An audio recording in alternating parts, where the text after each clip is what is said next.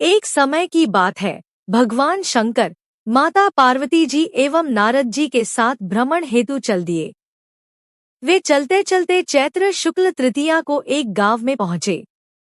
उनका आगमन सुनकर ग्राम की निर्धन स्त्रियां उनके स्वागत के लिए थालियों में हल्दी एवं अक्षत लेकर पूजन हेतु तुरंत पहुंच गई।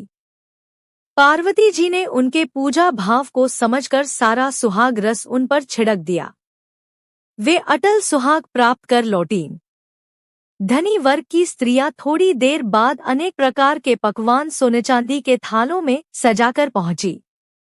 इन स्त्रियां को देखकर भगवान शंकर ने माता पार्वती से कहा, तुमने सारा सुहाग रस तो निर्धन वर्ग की स्त्रियों को ही दे दिया, अब इन्हें क्या दोगी? पार्वती जी बोली, प्राणनाथ, उन स्त्रियों को ऊपरी पदार्थों से बना रस दिया गया है, इसलिए उनका रस धोती से रहेगा, परंतु मैं इन धनी वर्ग की स्त्रियों को अपनी अंगुली चीरकर रक्त का सुहाग रस दूंगी, जो मेरे समान सौभाग्यवती हो जाएंगी। जब इन स्त्रियों ने पूजन समाप्त कर लिया, तब पार्वती जी ने अपनी अंगुली चीरकर उस रक्त को उनके ऊपर छिड़क दिया। जिस पर जैसे छींटे पड़े उसने वैसा ही सुहाग पा लिया।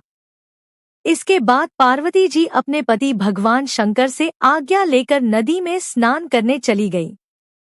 स्नान करने के पश्चात बालों की शिवजी मूर्ति बनाकर पूजन किया, भोग लगाया तथा प्रदक्षिणा करके 2 कणों का प्रसाद खाकर मस्तक पर टीका लगाया। उसी समय उस पार्थिव लिंग से शिवजी प्रकट हुए तथा पार्वती को वरदान दिया, आज के दिन जो स्त्री मेरा पूजन और तुम्हारा व्रत करेगी उसका पति चिरंजीवी रहेगा तथा मोक्ष को प्राप्त होगा। भगवान शिव यह वरदान देकर अंतर्धान हो गए। इतना सब करते करते पार्वती जी को भगवान शिव यह वरदान देकर अंतर्धान हो गए। इतना सब करते करते पार्वती जी को काफी समय लग गया। पार्वती जी नदी के तट से चलकर उस स्थान पर आई जहां पर भगवान शंकर व नारद जी को छोड़कर गई थी। शिवजी ने विलंब से आने का कारण पूछा तो इस पर पार्वती जी बोली, मेरे भाई भावज नदी किनारे मिल गए थे। उन्होंने मुझसे दूध भात खाने तथा ठहरने का आग्रह किया, इसी कारण से आने में देर हो गई। ऐसा जानकर अंतर्यामी भगवान शंकर भी दूध भात खाने के लालच में नदी तट की ओर चल दिए।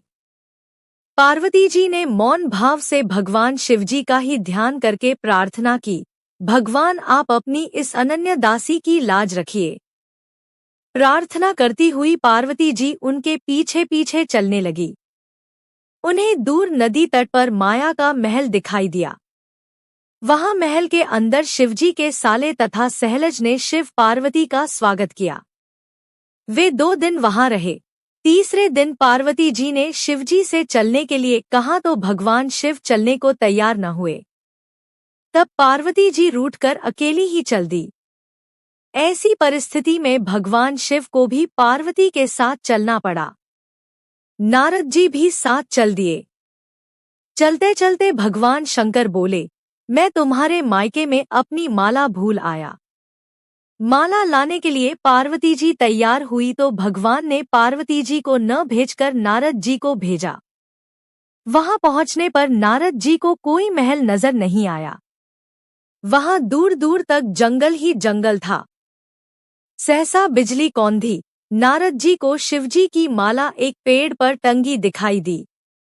नारद जी ने माला उतारी और शिवजी के पास पहुंचकर यात्रा कर कष्ट बताने लगे। शिवजी हंसकर कहने लगे, यह सब पार्वती की ही लीला है। इस पर पार्वती जी बोली, मैं किस योग्य हूँ? यह सब तो आपकी ही कृपा है। ऐसा जानकर महर्षि नारद जी ने माता पार्वती तथा उनके पतिव्रत प्रभाव से उत्पन्न घटना की मुक्त कंठ से प्रशंसा की।